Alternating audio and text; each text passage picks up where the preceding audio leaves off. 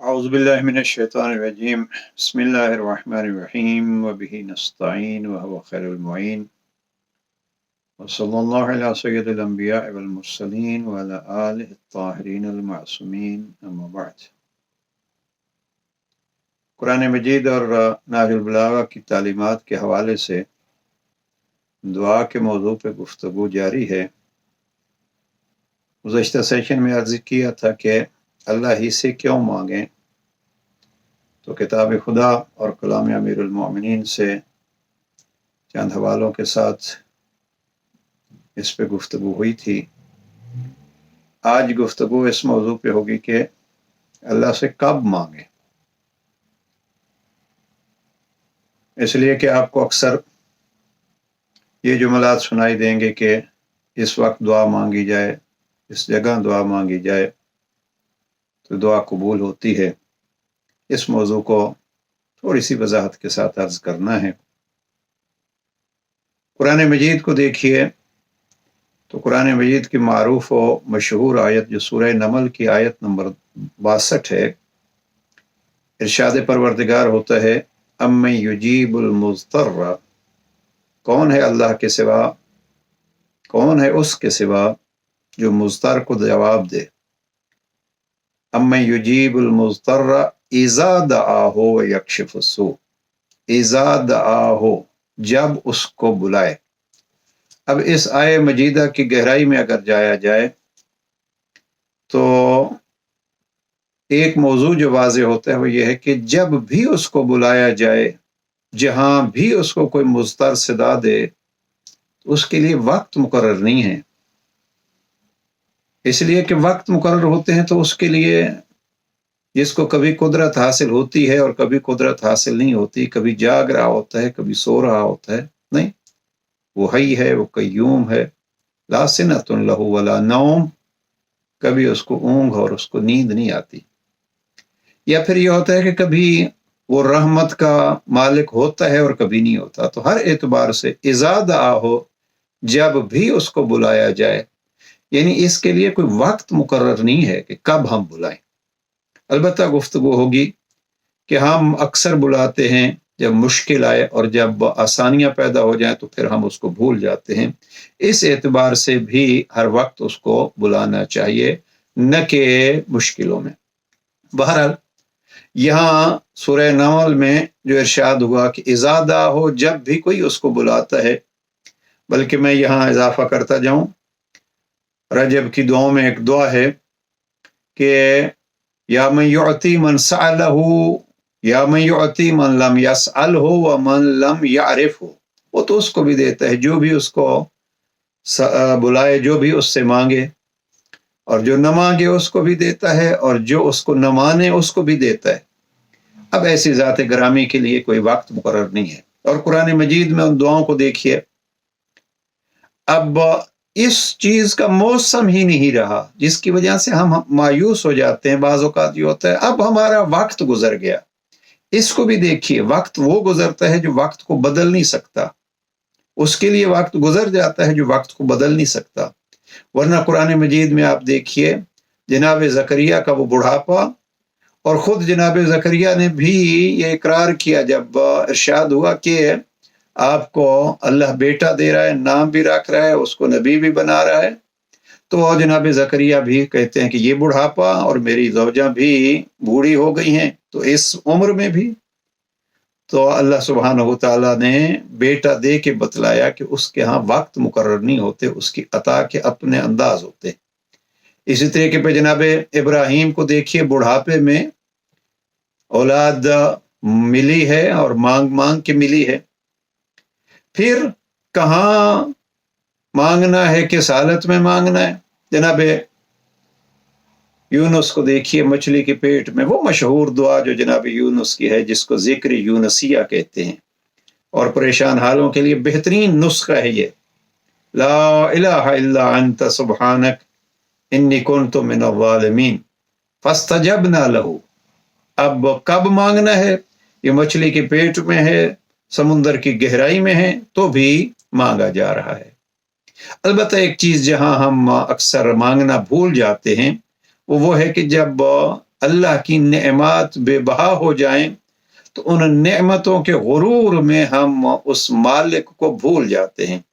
वैसे गुरूर होता ही वही है, या अय्युहल इंसान मा गर्रक बिरब्बिकल करीम, ये आयत इलाही है। और जिस आयत का पूरा एक मुफस्सल बयान जनाब अमीर अलैहिस्सलाम ने नाजुल बलागा में इरशाद फरमाया है, तफसीर की है, या अय्युहल इंसान मा गर्रक बिरब्बिकल करीम। ये गुरूर होता ही है कि इंसान भूल जाए अल्लाह से तुझे किस चीज ने मगरूर किया, धोखा दिया, अल्लाह ने किस चीज ने तुझे अल्लाह को भुलवा दिया है।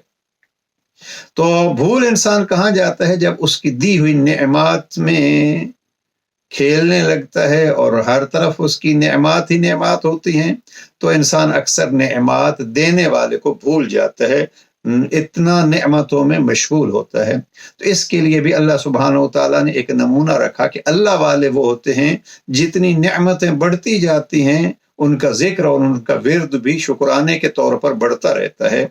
और इसलिए वो फरमाता है कि अगर आप शुक्रिया अदा करेंगे तो मैं उसमें इजाफा करूंगा। और वो कौन सा मौका है जहां अल्लाह वाले भूलते नहीं हैं?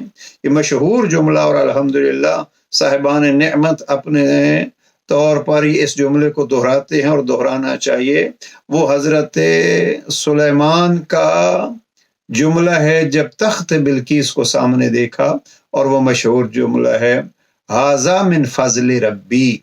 अब ये है जनाब सुलेमान को जब तख्त बिल्किस नजर आया तो उस तख्त के देखने पे फरमाया ये कोई मेरा कमाल नहीं है, फजल रब्बी है। लिहाजा कोशिश ये करनी चाहिए जब उसकी अता हो तो उस पर भी फजल रब्बी को याद रखना चाहिए, वरना वो कभी कभी ले लेता है। मैं ये अर्ज किया करता हूँ कि अगर यतीम के सर पर यतीम परवरी का हाथ आ जाए तो इसको एक एहसान इलाही और तौफीक इलाही समझ के उस वक्त शुक्र अदा करना चाहिए, और उस वक्त भी दुआ मांगना चाहिए, परवरदिगार मुझे जो दिया है इसे भी दे, मुझे यतीम परवरी की मजीद तौफीक दे, और इस यतीम को परवरदिगार इस मुश्किल से निजात अता फरमा, और मेरे बच्चों को यतीमी से बचा। अब ये है आपको तौफीक मिली तो हमने मांगना शुरू किया।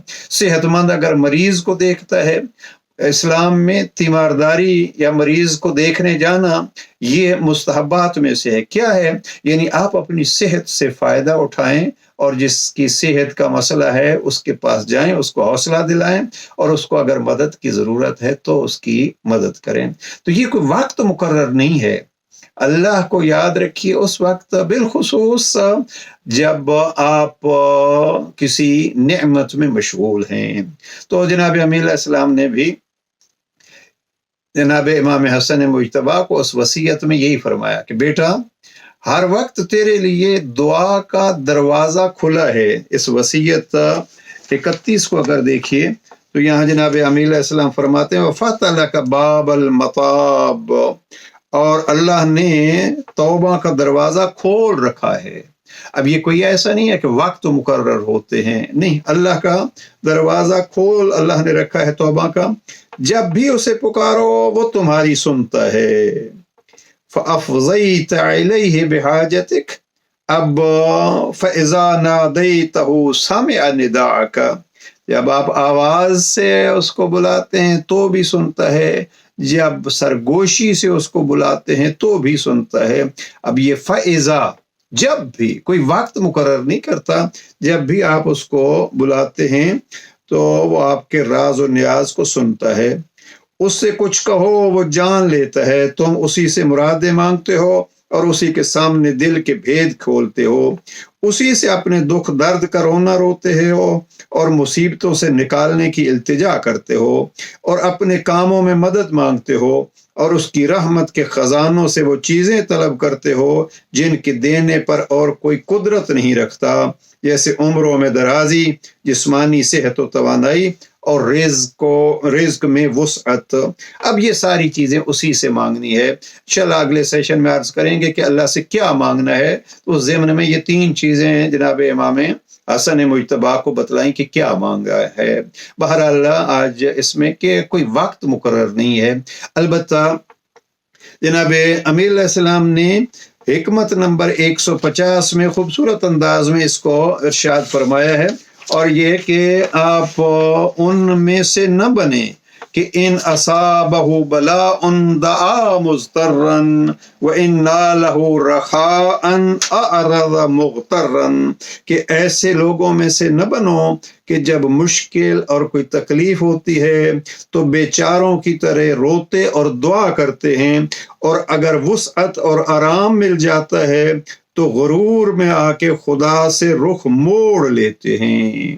اب اس سیشن کا مین پوائنٹ یہی ہے، آئیے ہم غموں میں اس کو یاد کرتے ہیں تو خوشی میں بھی اس کو یاد رکھیں۔ یہی اللہ سبحانہ وتعالیٰ نے بھی یہی فرمایا ہے کہ بعض افراد ایسے ہوتے ہیں، آیت کی تلاوت کر دوں، فَإِذَا رَكِبُوا فِي الْفُلْكِ دَعَوُا اللَّهَ مُخْلِصِينَ لَهُ الدِّينَ فَلَمَّا نَجَّاهُمْ إِلَى الْبَرِّ اذا ہم یشرکون، کہ جب وہ کشتی میں سوار ہوتے ہیں اور کشتی مشکلات سے دوچار ہوتی ہے تو خدا کو بڑے اخلاص کے ساتھ بلاتے ہیں اور باقی چیزوں کو بھول جاتے ہیں، لیکن جب وہی کشتی خشکی پہ لگتی ہے اور نجات پا جاتے ہیں تو دوبارہ مشرک ہو جاتے ہیں۔ یہ سورہ عنکبوت کی آیت نمبر 65 ہے۔ لہٰذا ان میں جناب امیر علیہ السلام نے کیا کہا، مت بنو ان میں کہ اضطرار کی صورت میں تو بلاؤ، لیکن خوشی آ جائے تو اللہ کو بھلا دو۔ یہی سکھایا جناب امیر علیہ السلام نے اپنے پیاروں کو بھی۔ خط نمبر 45 میں جناب عثمان ابن حنیف سے ناراضگی اسی لیے ہوئی تھی کہ جب آپ کو کسی بڑی دعوت میں بلایا گیا تھا تو آپ نے یتیموں کو بھلا دیا تھا، اور پھر جناب علا کو بھی خطبہ نمبر 207 میں وہ بڑے اور وسیع مکان کے وجہ سے ناراضگی کا اظہار کیا تھا، اور پھر فرمایا تھا اپنے رشتہ داروں کو مت بھلانا۔ بس یاد رکھیے، اللہ سبحانہ وتعالیٰ کو بلانے کا کوئی وقت مقرر نہیں ہے، خاص کر جب خوشی کا موقع ہو تو اس کو بھلانا نہیں چاہیے، اور وقت مقرر نہیں ہے تو اس کا کبھی شکوہ نہیں کیجیے، آپ اپنا کام کرتے جائیے، اس سے مانگتے جائیے، اب وہ رحیم جانے اور اس کی عطا جانے۔ پروردگار ہمیں ماہ مبارک رمضان میں اپنے رب کریم کا قرب عطا فرمائے۔ السلام علیکم ورحمۃ اللہ وبرکاتہ۔